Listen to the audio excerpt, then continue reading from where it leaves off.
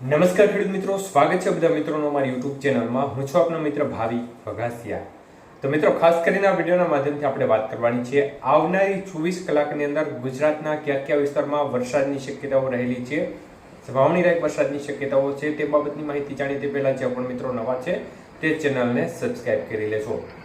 તો મિત્રો, આખરે બાકી રહેલા કાંઠા વિસ્તારો છે તેમાં પણ વરસાદની શરૂઆત મોડી રાત્રિથી જ જોવા મળી રહી છે અને આપણે ગઈકાલે જે વિસ્તારો જણાવ્યા હતા તે લગભગ તમામ વિસ્તારમાં વધઘટ સાથે વરસાદની ગતિવિધિ જોવા મળી રહી છે. ત્યારે મિત્રો, ખાસ કરીને હવે વરસાદનો જે રાઉન્ડ છે તે શરૂ થવા જઈ રહ્યો છે અને આજે 1 જુલાઈથી લઈ અને 8 જુલાઈ વચ્ચેના સમયગાળા દરમિયાન લગભગ ગુજરાતના 70 થી 80% જેટલા વિસ્તારોમાં ખૂબ જ સારો વરસાદ થવાની શક્યતાઓ અત્યારે દેખાઈ રહી છે, જેમાં ગુજરાત રિજિયનના મોટા ભાગના વિસ્તારો આવી જશે. સૌરાષ્ટ્રના પણ લગભગ 60 થી 70% જેટલા વિસ્તારોમાં સારા વરસાદની શક્યતાઓ છે, તેમજ કચ્છના ઘણા ભાગોમાં પણ સારો વરસાદ જોવા મળશે.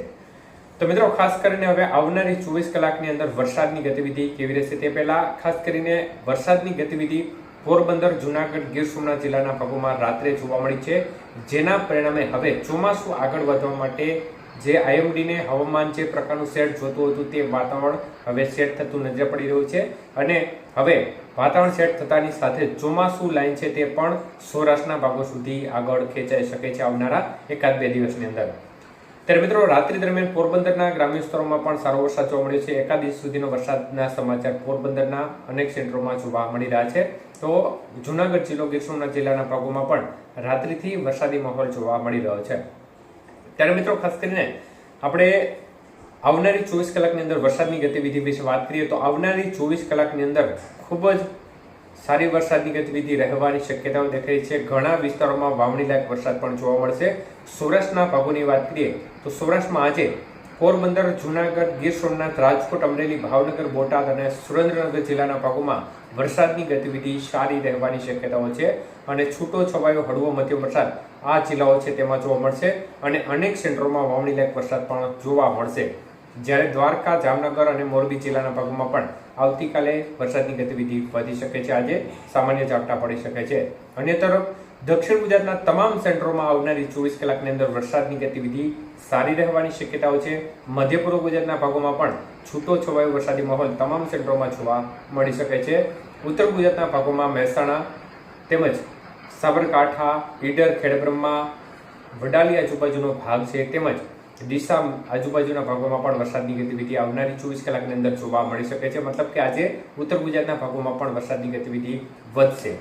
તો આ ભાગોમાં ભેજ આવી ગયો છે, જેના પરિણામ સ્વરૂપે આવનારી 24 કલાકની અંદર જે વિસ્તારો જણાવ્યા છે તેમાં અનેક સેન્ટરોમાં વાવણી લાયક વરસાદ પડશે. તો કચ્છના ભાગોમાં આજે હજી ખાસ મોટી સંભાવના દેખાઈ રહી નહીં, પરંતુ છૂટાછવાયા ભાગોમાં ઝાપટારૂપી વરસાદની ગતિવિધિ જોવા મળી શકે છે. તો મિત્રો, આજથી જે વરસાદનો રાઉન્ડ ધીમી ગતિએ શરૂ થશે અને જે સિસ્ટમ છે તે આવી રહી છે તે સિસ્ટમ ગુજરાતની અંદર એન્ટર થઈ જાય તો ખૂબ સારી વાત ગણાશે. અત્યારની સ્થિતિ પ્રમાણે અમુક મોડેલો છે તે ખૂબ પોઝિટિવ જણાઈ રહ્યા છે. ભારતીય હવામાન વિભાગ એટલે કે આપણો આઈએમડી છે તે પણ અત્યારે ખૂબ પોઝિટિવ જણાઈ રહ્યું છે.